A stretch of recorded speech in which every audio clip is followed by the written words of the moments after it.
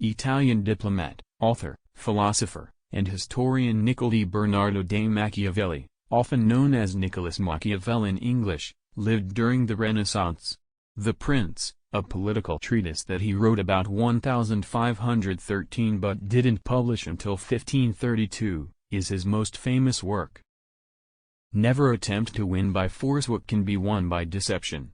The lion cannot protect himself from traps, and the fox cannot defend himself from wolves. One must therefore be a fox to recognize traps, and a lion to frighten wolves. Men in general judge more by the sense of sight than by the sense of touch, because everyone can see but few can test by feeling. Everyone sees what you seem to be, few know what you really are, and those few do not dare take a stand against the general opinion. Men are so simple of mind, and so much dominated by their immediate needs, that a deceitful man will always find plenty who are ready to be deceived. Everyone sees what you appear to be, few really know what you are. Therefore, it is necessary to be a fox to discover the snares and a lion to terrify the wolves. A prince must not have any other object nor any other thought but war, its institutions, and its discipline, because that is the only art befitting one who commands. Everyone who wants to know what will happen ought to examine what has happened. Everything in this world in any epoch has their replicas in antiquity.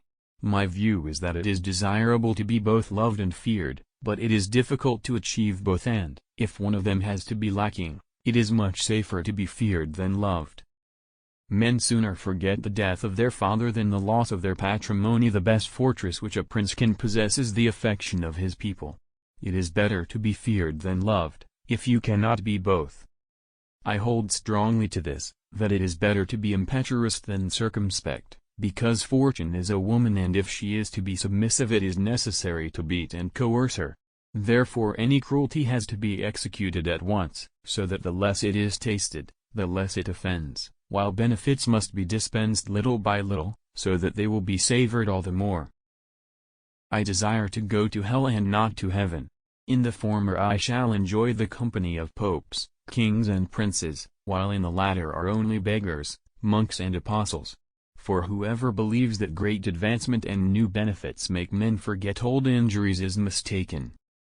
Hence it comes that all armed prophets have been victorious, and all unarmed prophets have been destroyed. God is not willing to do everything, and thus take away our free will and that share of glory which belongs to us.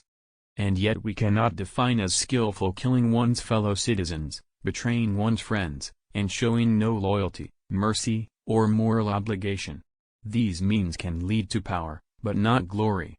The fact is that a man who wants to act virtuous in every way necessarily comes to grief among so many who are not virtuous. There is no avoiding war, it can only be postponed to the advantage of others. In peace one is despoiled by the mercenaries, in war by one's enemies. As a general thing, anyone who is not your friend will advise neutrality, while anyone who is your friend will ask you to join him, weapon in hand. In general you must either pamper people or destroy them, harm them just a little and they'll hit back, harm them seriously and they won't be able to. So if you're going to do people harm, make sure you needn't worry about their reaction. There are three classes of intellects, one which comprehends by itself, another which appreciates what others comprehend, and a third which neither comprehends by itself nor by the showing of others. The first is the most excellent, the second is good, and the third is useless. Make mistakes of ambition and not mistakes of sloth. Develop the strength to do bold things, not the strength to suffer. If an injury has to be done to a man, it should be so severe that his vengeance need not be feared.